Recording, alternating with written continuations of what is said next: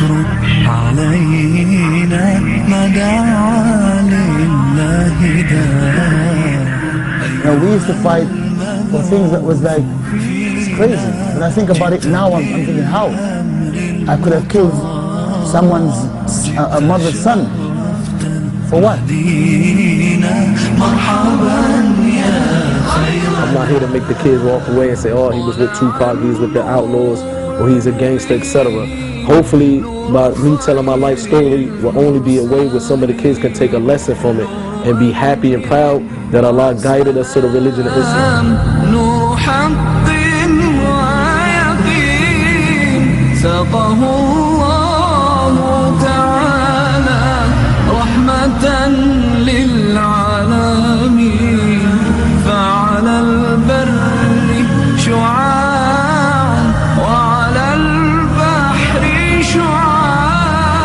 At the age of 3, I witnessed both of my parents get murdered in front of me. I also got shot in the foot during the killing of my mother and father.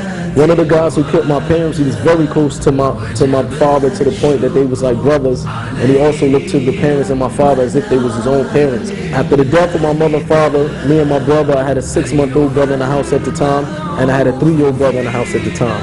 To the point that we didn't even, after the killing of my parents, me and my brothers, we was in the house for 24 hours overnight with the dead bodies, and luckily one of my relatives found us and they took us to our grandparents, etc. Both of my parents, when they got married, before they got married, they both was converts to the religion of Islam. So when they had me and my brothers, alhamdulillah, we was born as Muslims, and we had Muslim parents like most of you guys in here. But growing up with my grandparents, they was Christians, so at a young age they started to make us go to church, and they forced us upon a religion of Christianity. And for me, things started to move fast in a better light. I was making a lot of money to the point that I had 3 brand new houses. I had brand new cars. And I was making a lot of money to the point that I would wake up and travel anywhere around the world, just spending whatever I want I was able to get. And if I asked you something, that if you basically had 3 brand new houses, brand new cars, 2009 Lexus, you would be happy. It'd be no reason for you to be upset, right? Or no reason for you to be down or depressed or whatever. I thought the same thing until I put myself in that position. And I swear to God, if anybody just basically living their life only for materialistic things, only to get money, only to get rich, only to sell drugs, only to get their main thing focus in life is this dunya, I guarantee you, you would be depressed. A very good close person of mine that I used to be in the music industry that I knew since I was like 14, 15 years old. He produced 100 million records worldwide. 100 million records worldwide. He produced many of hits for Tupac, Snoop Dogg, Nas, etc. I get a phone call 3 months ago from his wife. She was crying hysterically, and she told me that his name was Johnny J, and she told me Johnny J just committed suicide. This is a guy who had a house on 5 acres. He had a mansion. He had a pool in his the backyard, the shape of a heart. He had millions of dollars. And when I asked his wife, I said he had everything. Why would he do something like that? I said, I don't think he killed himself. Maybe somebody killed him. She said, no, he killed his own self. Even though he had the money and the houses and the cars, a wife and a kid, she said, but he wasn't happy in the inside. Fortunately, a lot of Muslim youth, even in this country, they putting the religion of Islam aside. They running towards a life that people like myself, people like the brother, and thousands of people in America are running away from.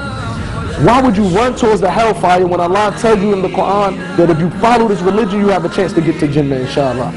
You go to a brother and say, what's your name? Muhammad. He said, no, my name is Mo. He's sagging his pants. He's walking like a gangster. Man, come on, man. Real gangsters don't even behave like that in the first place. You got Muslims, man, they walking around like gangsters. And you got gangsters in America that's leaving that lifestyle, running towards the religion that many of the Muslims are running away from. Allah doesn't need us, we need Allah. When we walk away from our religion, it's nothing for Allah to replace us with better Muslims. When you stop going to the masjid, you're not at the front row doing your salat no more, this doesn't hurt Allah one bit. Allah will raise up another person who was a kafir, he will accept the religion, in the same masjid that you was making your salat, he will be in the front row making the salat, he will be happy to follow the Quran and the Sunnah. While you want to follow the Sunnah of Tupac, it will be somebody that would be honored and happy that Allah chose them to follow the Quran and the Sunnah.